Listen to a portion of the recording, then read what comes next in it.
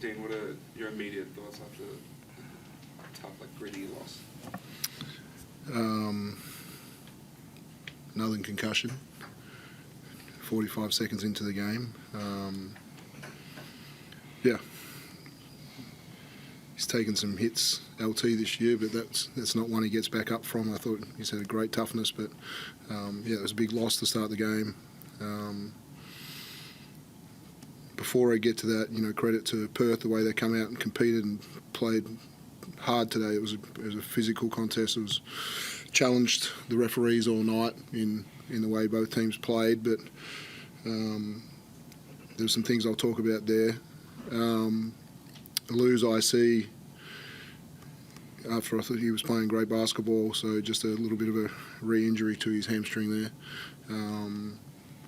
And Ariel takes his knock that we'll see how that comes up as well, but he was able to continue a little bit to play, but we'll see what happens from that. So you lose 3 pieces in a game that we finally got our full team together, and we just didn't get to play enough together. But credit to the other guys, the minutes that they logged, and obviously Cole Bowen coming in and getting 16 boards, where that was Perth are doing a good job of crashing the glass and come up with 17-0 boards, and it was an area we wanted to be better at tonight. We weren't quite good enough in that area. And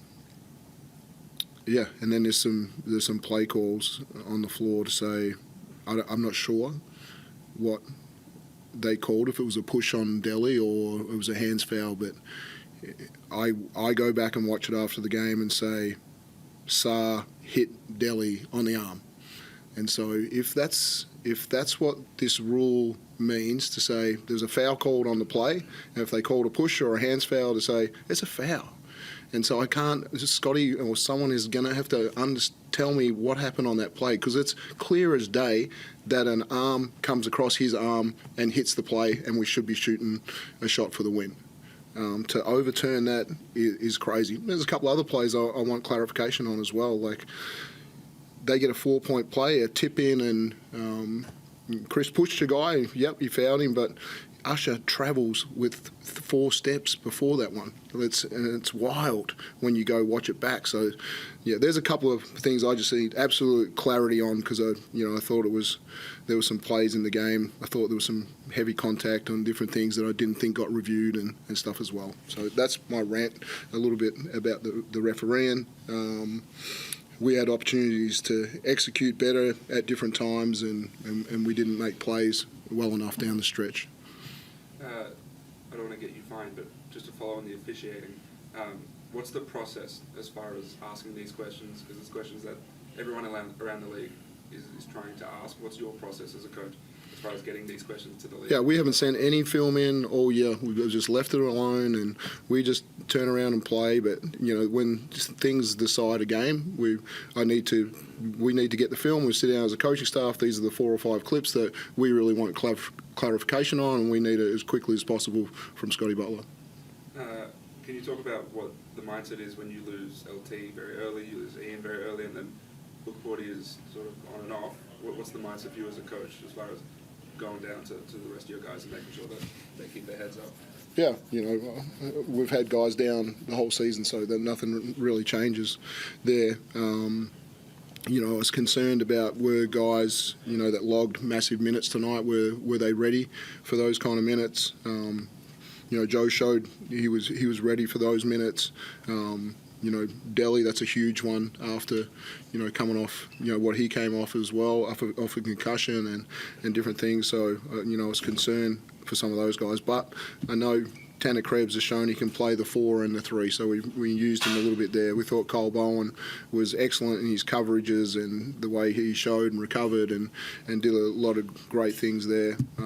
Flynn Cameron stepping up in the guard area and giving us, quality minutes at that spot as well. So, we still had good coverage. Joe, where do you feel like this game was lost? Obviously, it was extremely close, but what do you think the reason was why Perth was able to pull away? I feel like we kind of shot ourselves in the foot a little bit when we got to overtime. Just no clarity and no rhythm and flow into our offense. I just felt like we were just kind of winging it a little bit.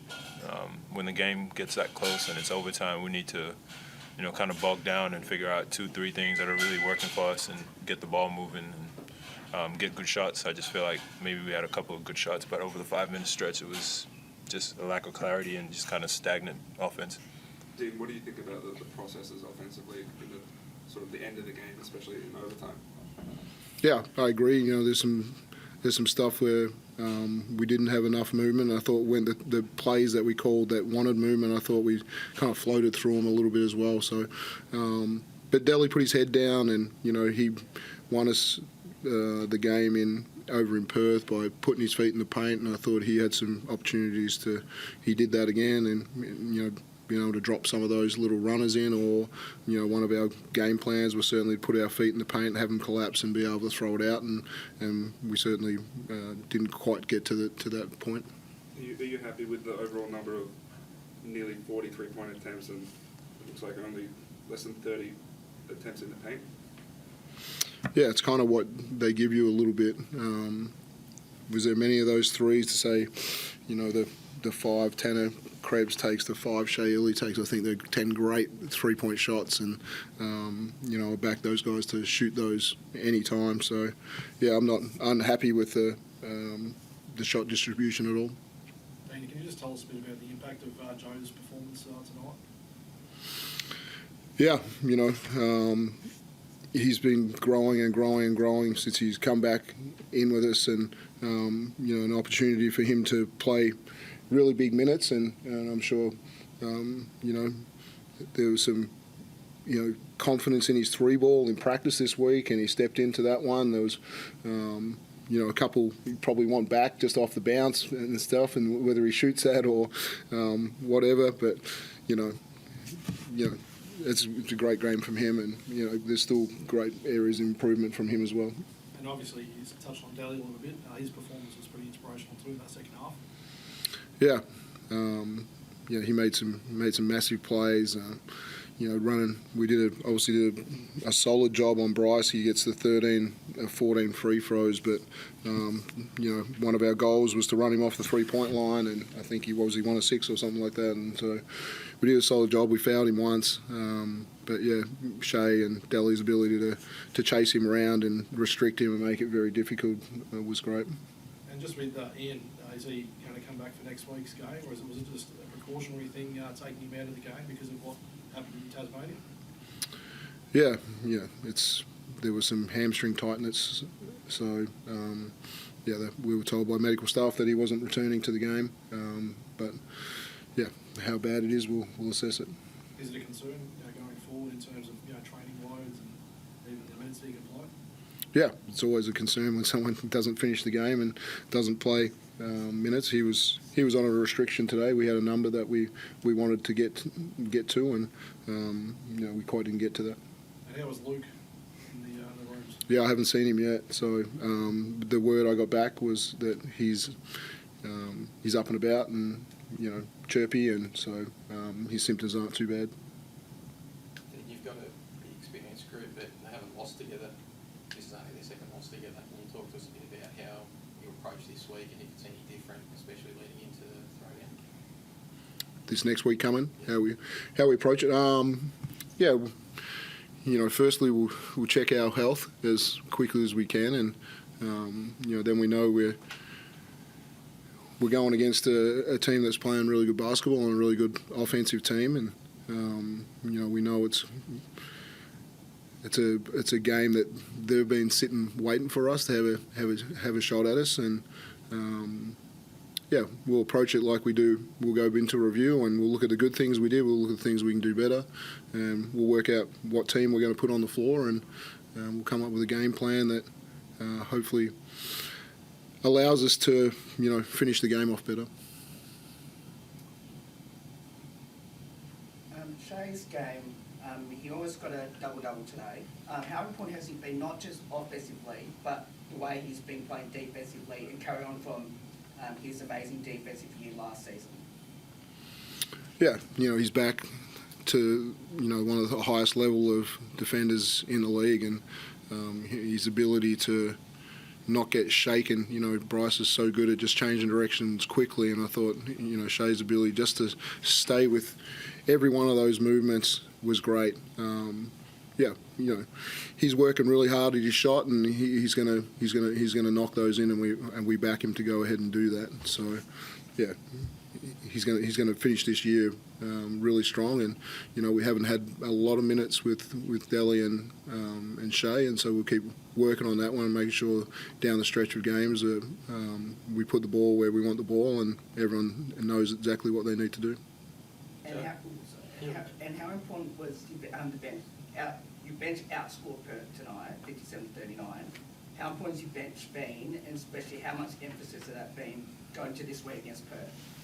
Yeah, we've got two guys that came off the bench tonight that probably start on most teams in the league, and we spoke about it. It's not who starts our game; it's who finishes the game for us. And